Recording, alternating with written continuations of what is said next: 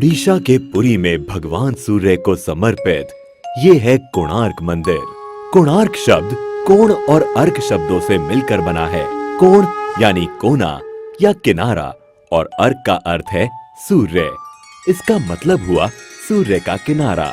ओडिशा राज्य में ये इकलौता ऐसा ऐतिहासिक स्मारक है जिसे 1984 में यूनेस्को वर्ल्ड हेरिटेज साइट में शामिल किया गया। मंदिर के गहरे रंग के लिए इसे काला पगोडा भी कहा जाता है। इतिहासकार मानते हैं कि ये मंदिर 750 से भी ज्यादा साल पुराना है, जिसका निर्माण 1250 ईस्वी में गंग वंश के राजा नरसिंह देव प्रथम द्वारा कराया गया था।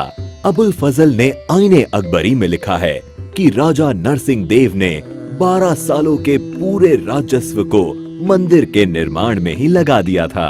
इस मंदिर को पूर्व दिशा की ओर ऐसे बनाया गया है कि सूरज की पहली किरण सीधे मंदिर के प्रवेश पर ही गिरती है। कलिंग शैली में निर्मित इस मंदिर की संरचना रथ के आकार की है। इस रथ में कुल 12 जोड़ी पहिए हैं। एक पहिए का डायामीटर लगभग 3 मीटर का है। ये पहिए मंदिर के मुख्य आकर्षण का केंद्र हैं, क्योंकि ये पहिए घड़ी की तरह समय बताने का काम करते हैं। इसलिए इन पहियों को धूप घड़ी भी कहा जाता है। इन पहियों को आप इंडियन करेंसीज पर भी देख सकते हैं। इसके साथ ही इस रथ में 7 घोड़े भी हैं, जिनको सप्ताह के 7 दिनों का प्रतीक माना जाता है। प्रवेश द्वार पर एक और चीज है जो सबका ध्यान आकर्षित करती है, और वो है द्वार के दोनों तरफ बनी ये मूर्तियां। इन मूर्तियों में सिंह के नीचे हाथी है और हाथी के नीचे मानव शरीर है। इन मूर्तियों के जरिए मानव जीवन की समस्याओं को अनोखे तरीके से पेश किया गया है। यहाँ सिंह गर्व का प्रतीक है, जबकि हाथी संपत्ति का। यहाँ ये बताने की कोशिश की गई है कि गर्व और संपत्ति मानव का विनाश कर देते हैं।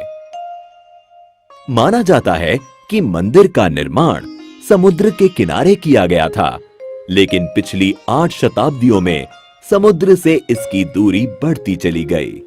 कहा जाता है इसके लगभग 2 किलोमीटर उत्तर में चंद्रभागा नाम की नदी भी बहा करती थी, जो अब विलुप्त हो गई है। नदी के वहां होने को भी प्रमाणित किया जा चुका है। मंदिर से जुड़ी एक किंवदंती है कि इसके निर्माण में 1200 कुशल शिल्पियों ने 12 साल तक लगातार काम किया, लेकिन निर्माण कार्य को पूरा नहीं कर पाए। मुख्य आर्किटेक्ट बिसु मोहराना के बेटे धर्मपदा ने मंदिर के निर्माण को पूरा किया, लेकिन मंदिर के पूरा होने पर उसने चंद्रभागा नदी में कूदकर जान दे दी।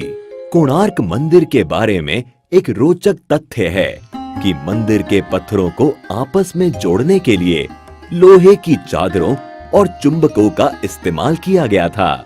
साथ ही मुख्य मंदिर की चोटी में 52 टन चुंबकीय लोहे को भी लगाया गया था। इन विविध चुंबकों के अनोखे समायोजन के कारण से ही मंदिर में भगवान सूर्य की मूर्ति हवा में झूलती थी। बताया जाता है कि पुर्तगाली नाविकों ने इस चुंबक को मंदिर से निकाल लिया, क्योंकि इस चुंबक के कारण नौका चालन में कठिनाई होती थी।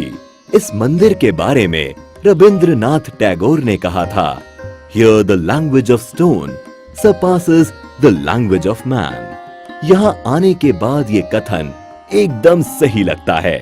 इतिहास और जबरदस्त नक्काशी के शौकीन पर्यटकों के अलावा यहाँ उनके लिए भी बहुत कुछ है, जो यात्रा में कुछ खास और रोचक की तलाश करते हैं।